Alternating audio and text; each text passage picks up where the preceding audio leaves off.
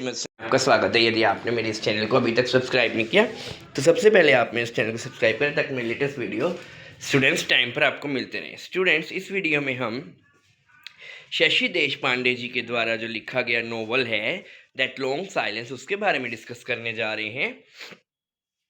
That long silence is a deep exploration of inner life of educated middle-aged Indian woman named Jaya, who is also called Sujata by her husband. तो हम इसमें किसकी कहानी पढ़ने जा रहे हैं? जया, जिसको उसका हस्बैंड सुजाता भी बुलाता था, वो मिडल एज इंडियन वुमन है, एक पढ़ी लिखी है, उसके बारे में हम जानेंगे।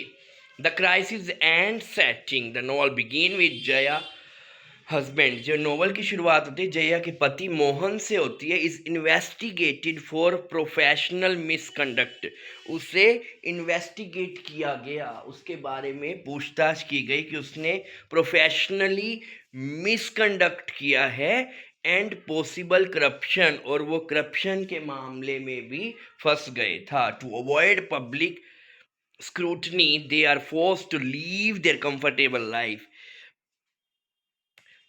तो पब्लिक स्क्रूटनी से बचने के लिए उन्हें क्या करना पड़ा? उन्होंने अपनी कंफर्टेबल लाइफ को छोड़ना पड़ा and move into A small, और एक छोटे से पुराने डेलिपेटेड अपार्टमेंट में रहना पड़ा बॉम्बे के अंदर। This sudden up हैवल triggers a period of intense introspection for Jaya. ये जो टाइम था, उस समय में जया ने अपने अंदर झांक के देखा, उसने अपने आप को इंट्रोस्पेक्ट किया, forcing her to confront the reality of her 17-year marriage and her suppressed self. 17 साल की जो उनकी शादी थी उसके बारे में, और उसने अपने आप को कहीं खो दिया उसके बारे में। The protagonist and her silence, जो हमारी प्रोटैगनिस्ट है और उसकी साइलेंस के बारे में हम देखते हैं। Jaya is an educated woman, Jaya एक पढ़ी लिखी महिला है, एक राइटर भी है, but she has systematically suppressed her own desire, लेकिन उसने सिस्टमैटिकली अपनी सारी डिज़ायर्स को ख़त्म कर दिया, अपने ओपिनियंस को ख़त्म कर दिया, इवन हर राइटिंग करियर, अपने लिखने वाले करियर को भी वो ख़त्म कर देती है। To conform to the role of ideal wife and mother prescribed by patriarchal society, जो पितृ प्रधान पुरुष प्रधान समाज में एक महिला, एक वाइफ का रोल, एक माँ का रोल निभाने के लिए उसने अपना राइटिंग करियर, अपनी डिजायर सबको ख़त्म कर दिया था। She concisely adopted the name, उसने बड़े आराम से अपना नाम सुजाता स्वीकार करा। A good woman in her mind, कि भाई एक वो अच्छी महिला बन के दिखाएगी। In an attempt to fit in Mohan life, वो मोहन की लाइफ में खुद को फिट कर लेगी। द लॉन्ग साइलेंस, जो इतने लंबे समय से वो चुप रही थी, refer to her lifelong habit of self censorship, यानी खुद को अपने अंदर रोक कर रखना, यानी खुद को खुद में ही छुपा कर रखना, अपनी फीलिंग्स को सरप्रेस कर कर रखना, क्वेश्चन ना करना। Where she avoided confrontation and true emotional connection to maintain a seemingly happy stable marriage. तो उसने क्या किया? अपने आप की जो इमोशंस हैं उसको कंट्रोल, ट्रू इमोशंस हैं उनको क्या करा? सरप्रेस करके रखा था। उसकी आदत बन गई थी कि वो अपने इमोशंस को क्या कर ले? छुपा कर रखे। To maintain a seemingly happy and stable marriage. Next है फ्लैशबैक एंड इंट्रोस्पेक्शन। अब उसको पुरानी सारी बातें याद आती है और वो उनके बारे में अपने अंदर झांक के देखती है कि क्या जो उसने 17 ईयर मैरिज में देखा है और क्या उसके अंदर की डिजायर्स थी। Confined to the small flat, छोटे से घर में जब वो रह रही थी, जया का माइंड क्या था? इज फ्लडेड विद मेमोरी, उसको बहुत सारी यादें आ रही थी फ्लैशबैक में, यानी थोड़ी सी रुक रुक के उसको जो बातें याद आ रही थी अबाउट हर पास्ट के बारे में, childhood, her relationship with father, उस अपना बचपन, अपने पिता के साथ उसका कैसा संबंध रहा, अपनी शादी और डिसअपॉइंटमेंट शी फेस, और जो सारी डिसअपॉइंटमेंट उसने फेस करी हैं। She reflect on the gender discrimination she witness and experience and how woman in family and society like her cousin Kusum and neighbour Mukta. तो वो जेंडर डिस्क्रिमिनेशन जो उसने देखा, एक्सपीरियंस किया है, और किस तरह से जो महिलाएं हैं परिवार और समाज में, जैसे कि उसकी कज़न कुसुम है, मुक्ता है, have also maintained their own form of silence and submission. उन्होंने अपने आप को पूर्ण रूप से समर्पित कर दिया और अपनी फीलिंग्स को साइलेंट कर दिया। उस चीज़ के बारे में हमें वो सोचती हुई दिखाई देती है अपने पास्ट के बारे में। She realizes that her desire to please Mohan and maintain the facade of a perfect life has led her to neglect her own identity and creativity.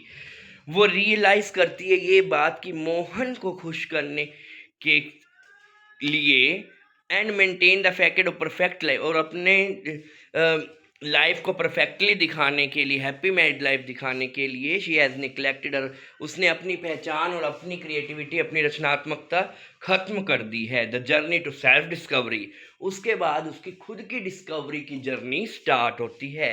As the crisis deepen, जो ये crisis आगे बढ़ता गया, Mohan disappear temporarily, और कुछ समय के लिए मोहन गायब हो गया। Jaya is just alone to face her fear and इनएडिक्वेसीज,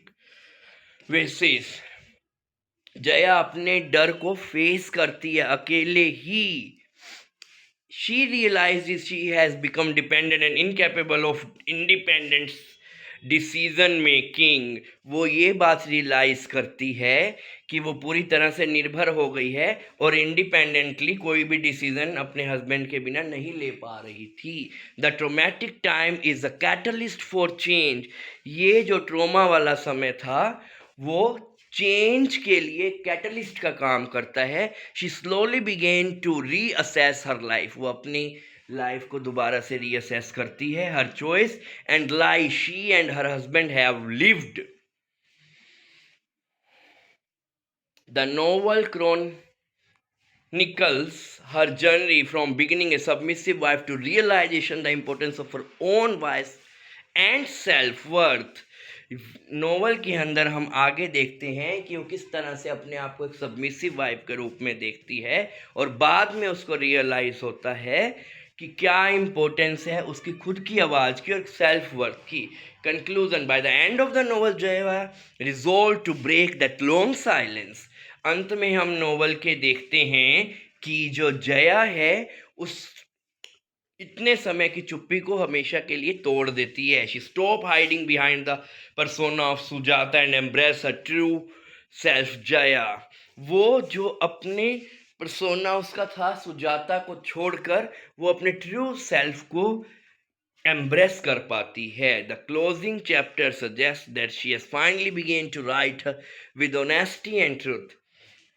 जो क्लोजिंग चैप्टर सजेस्ट करते हैं कि अंत में वो क्या करती है, शी बिगेन टू राइट, वो लिखना शुरू करती है बिल्कुल ऑनेस्टली और truth, implying that the novel the reader is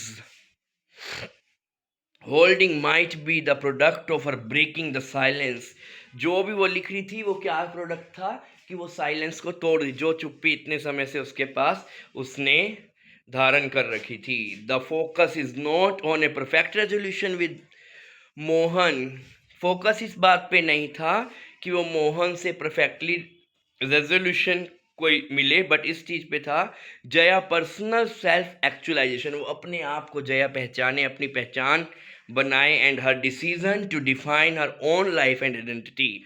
वो अपनी लाइफ अपने हिसाब से अब जीना चाहती थी, अपनी पहचान बनाना चाहती थी।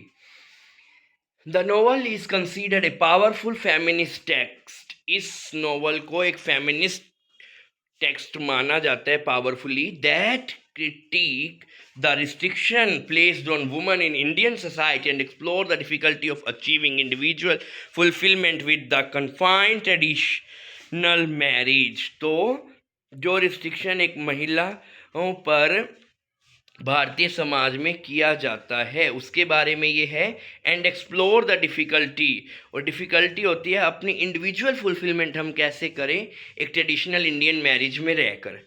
आशा करते हैं जो मैंने आपको एक्सप्लेनेशन दिया है दैट लॉन्ग साइलेंस जो शशि देशपांडे जी ने लिखा है वो अच्छे समझ आएगा। वीडियो पसंद ऐसे लाइक कीजिए, चैनल को सब्सक्राइब कीजिए। Thanks for watching my video, साथ में कमेंट करना ना भूलिए।